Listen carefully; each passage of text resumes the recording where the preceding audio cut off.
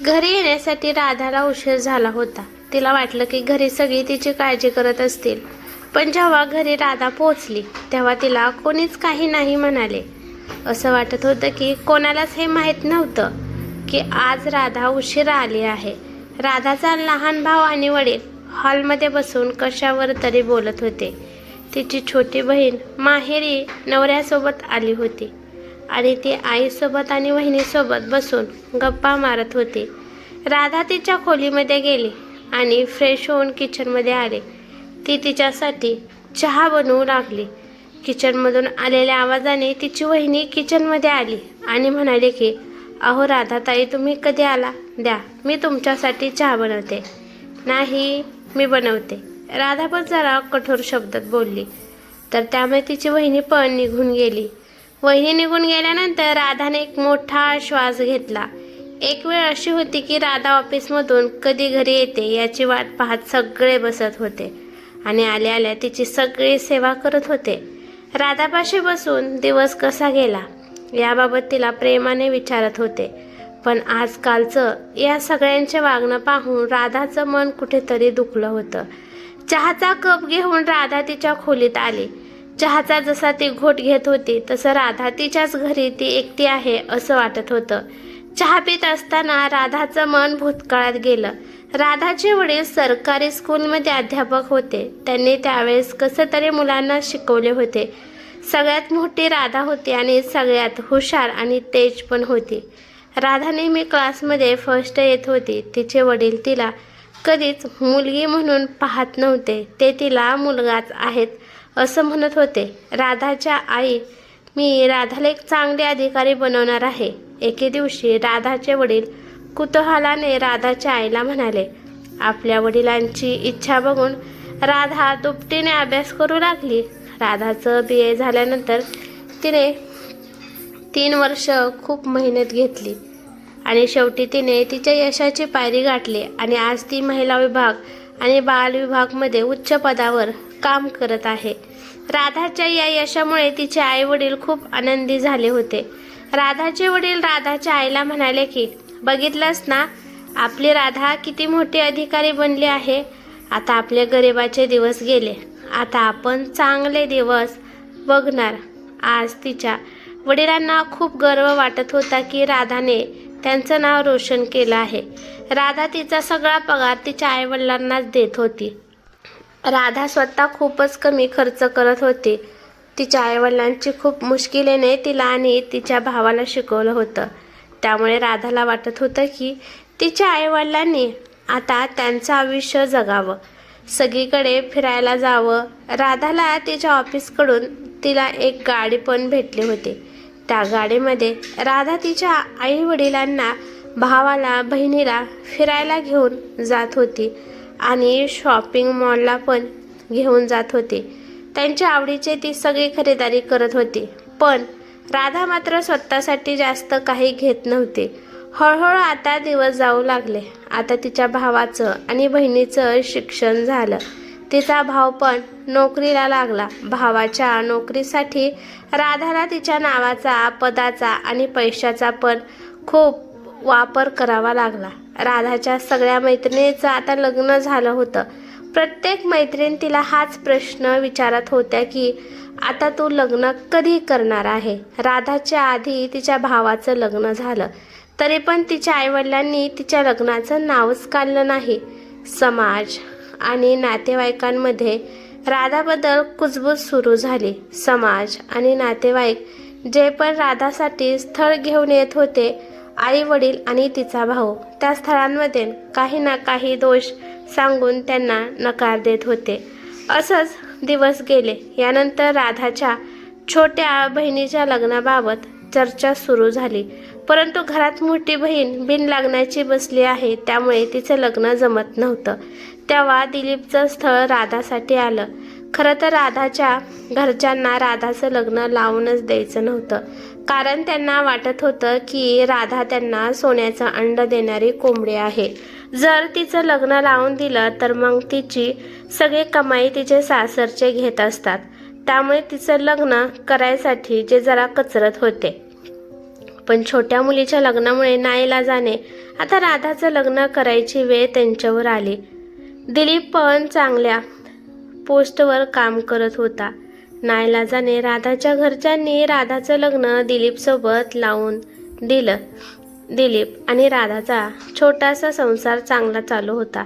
लग्न झाल्यावर पण अर्ध्यापेक्षा जास्त पगार राधा तिच्या माहेरच्यांना देत होती आणि एका शहरात राहिल्यामुळे राधा नेहमी तिच्या माहेरी जात होती. घरात स्वयंपाक बनवणारी एक बाई होती, त्यामुळे ती दिलीपबद्दल जास्त काळजी करत नव्हती. पण दिलीपला तिनं सारखं माहेरी जाणं हे काही त्याला आवडत नाही आणि निम्म्यापेक्षा जास्त पगार देणं पण त्याला आवडत नव्हतं. त्याचं म्हणणं होतं की निम्मा पगार तिने तिच्या माहेरी न देता निम्मा पगार तिने स्वतःसाठी ठेवावा. दिलीप नेहमी तिला समजावत होता की स्वतःसाठी पैसा वाचवून ठेव, पण राधा दीपकच्या बोलण्याकडे लक्ष देत नव्हती. शेवटी दिलीप थकून नंतर काहीच म्हणत नव्हता. भूतकाळाच्या विचारातून जेव्हा राधा माघारी आली तर तिने पाहिलं की सगळीकडे अंधार झाला होता. तिने तिच्या खोलीमध्ये लाईट लावली. राधाला आता कळालं होतं की तिच्या आई-वडिलांनी स्वार्थासाठी तिचा संसार मोडला होता. तिच्या माहेरच्यांना माहीत होतं की जास्त दिवस दिलीप तिचा नवरा तिला पैसे माहेरी पाठवून देत नसतो. त्यामुळे तिच्या वहिनीने दिलीप विरुद्ध तिचे कान भरायला सुरुवात केली, कारण राधाने तिच्या नवऱ्याला सोडून कायमची माहेरी येऊन राहावी आणि तिला येणारा सगळा पगार त्यांना द्यावा. जेव्हा सासरी राधा काम करत असायची तेव्हा तिची आई आणि तिची वहिनी तिला म्हणत होती की जेव्हा तू माहेरी होती तेव्हा तू राणीसारखी होती, पण जसं लग्न झालं तुझ्या नवऱ्याने तुला मोलकरीण बनवलं आहे. आई वडिलांच्या बनावटी प्रेमामुळे राधाने लगेचच त्याच्यावर विश्वास ठेवला. त्यांच्या मनात स्वार्थ आहे हे राधाला समजलंच नाही. त्यामुळे राधा दिलीपला सोडून कायमची माहेरी आली. जेव्हा राधा कायमची माहेरी गेली तेव्हा दिलीप खूप रडला होता. खूप वेळा दिलीपने तिला विनवण्या केल्या होत्या की तू हे घर सोडून जाऊ नकोस. दिलीपने तिला सांगितलं होतं की तू हवं असेल तर तुझा सगळा पगार माहेरच्यांना देऊ शकते, परंतु तू मला सोडून जाऊ नकोस. दिलीपला तर फक्त राधा पाहिजे होती, परंतु राधाने त्याचं काहीच ऐकलं नाही. राधाला बसून हे सगळं आठवत होतं आणि वहिनीच्या खोलीतून मोठमोठ्याने हसण्याचे आवाज पण येत होते. राधाला आठवलं की 3 वर्षापूर्वी दिलीपला सोडून राधा माहेरी येऊन राहिली होती. तेव्हा घरातील प्रत्येक जण तिला विचारूनच काम करत होते. तिच्याच आवडीचं जेवण घरात बनत होतं. हळूहळू सगळंच बदलत गेलं. तिच्या बहिणीचं पण लग्न झालं.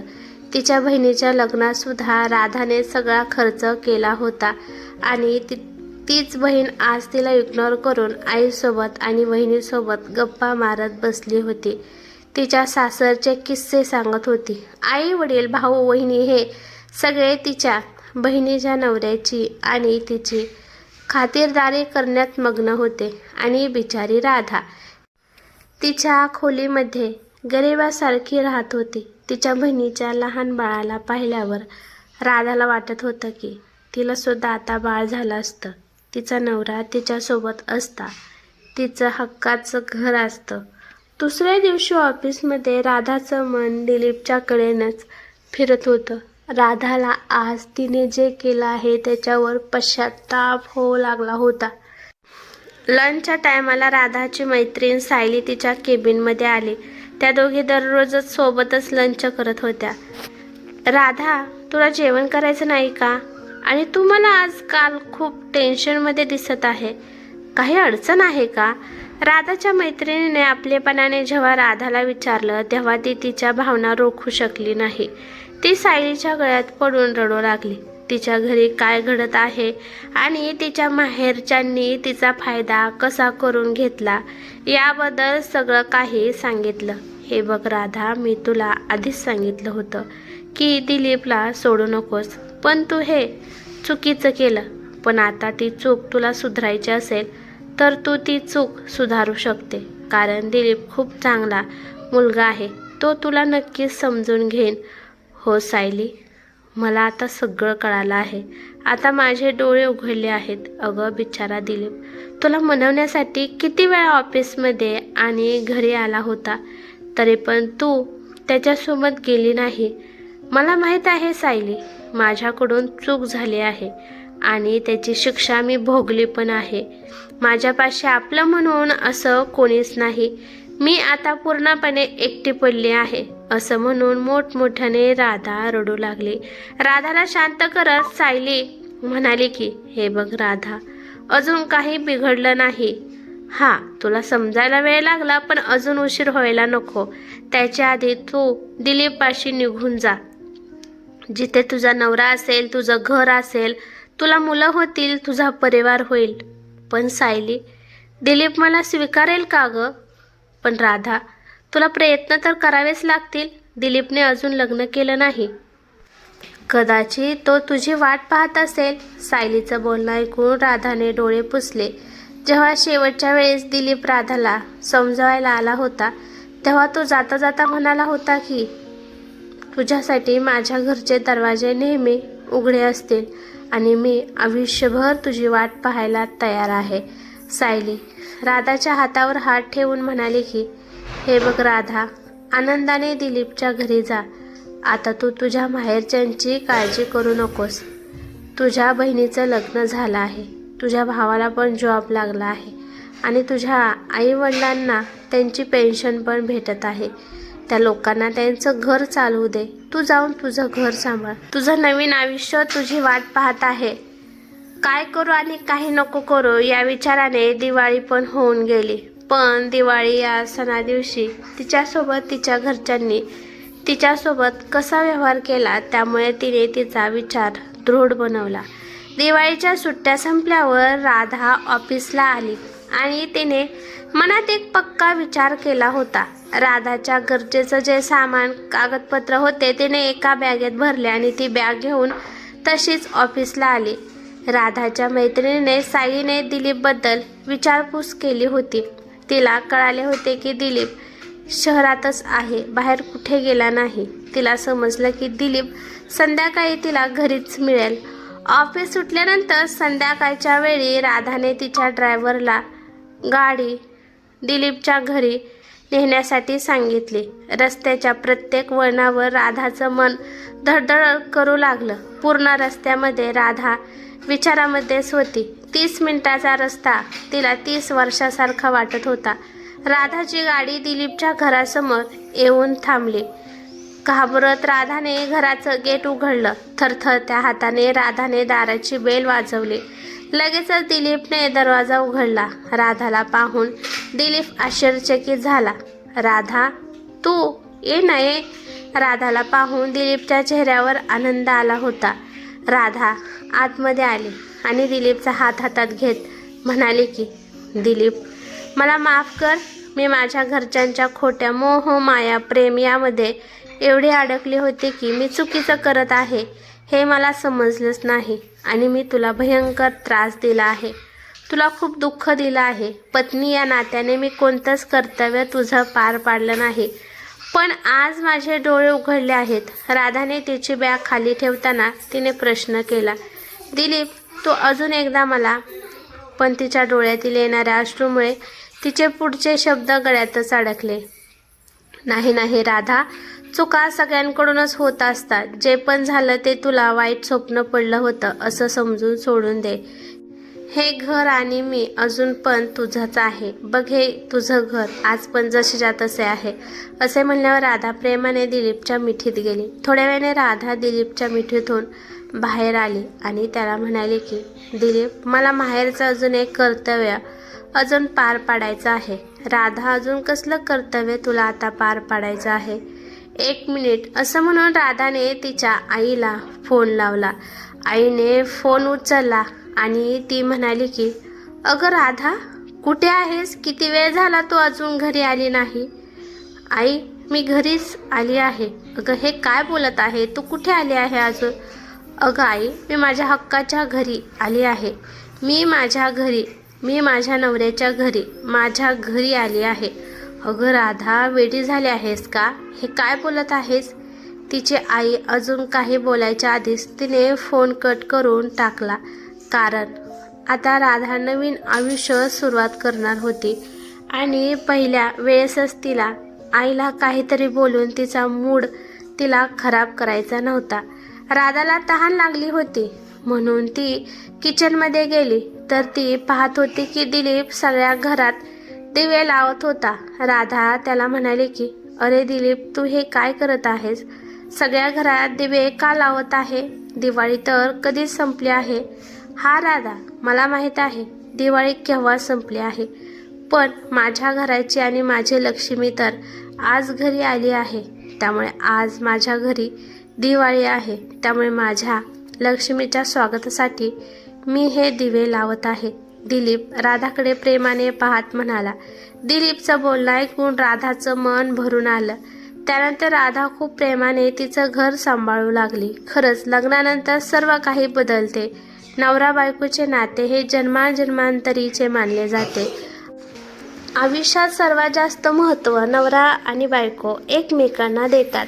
एकमेकांशी भांडण असो वा एकमेकांबद्दल प्रेम असो, सर्व काही एकमेकांना जपत आयुष्यभर जपण्याची वचन लग्नात दिली जातात. अनेक जोड्यांमध्ये हे वचन काही निभावण्यात येतात. नवरा बायकोचं नातं हे वेगळंच आहे.